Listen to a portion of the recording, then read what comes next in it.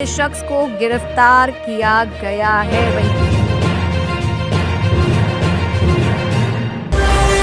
सैफ अली खान पर हमले का एक और संदिग्ध छत्तीसगढ़ से गिरफ्तार, मुंबई लाने की तैयारी हुई शुरू। जी हां, सैफ अली खान पर हुए हमले के बाद से ही पुलिस इस मामले की तेजी से जांच कर रही है। इस बीच अब केस में नया अपडेट सामने आया है। लेटेस्ट अपडेट की माने तो जानकारी मिल रही है कि सैफ अली खान पर हमला मामले में एक और संदिग्ध को छत्तीसगढ़ के दुर्ग से अरेस्ट किया गया है।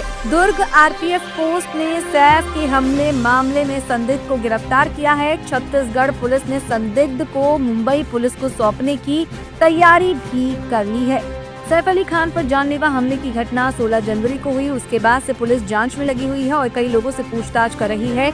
ऐसे में खबर आ रही है कि मुंबई पुलिस ने छत्तीसगढ़ से एक संदिग्ध को हिरासत में लिया है। सूत्रों ने दावा किया है कि जिस शख्स को हिरासत में लिया गया था, ट्रेन से ट्रेवल कर रहा था। वो पुलिस को सूचना मिली थी कि जिस संदिग्ध की तलाश वो कर रहे हैं वो एक एक्सप्रेस ट्रेन में ट्रेवल कर रहा है। इसके बाद लोकल पुलिस की मदद से उस यात्री को ट्रेन से उतरवा लिया गया। सूत्र बता रहे हैं कि वो यात्री सैफ अली खान मामले में संदिग्ध की तरह दिखता है। पुलिस फिलहाल उसकी जांच कर रही है। अब तक किसी भी तरह का कोई ठोस सबूत पुलिस के हाथ नहीं लगा है। मुंबई पुलिस ने संदिग्ध को छत्तीसगढ़ के दुर्ग जिले से हिरासत में लिया है। इस संदिग्ध से पूछताछ की जाएगी। मामले में इसकी भूमिका की जांच जारी है। बता दें कि इस मामले में पुलिस अब तक करीब 50 लोगों से पूछताछ कर चुकी है। मामले में 35 टीमें लगाई गई हैं, अब जो आरोपी का सुराग ढूंढने में लगी हुई है। और 60 घंटों से ज्यादा का वक्त हो चुका है इस वारदात को, और अब ऐसे में चौंकाने वाले खुलासे सामने आ रहे हैं।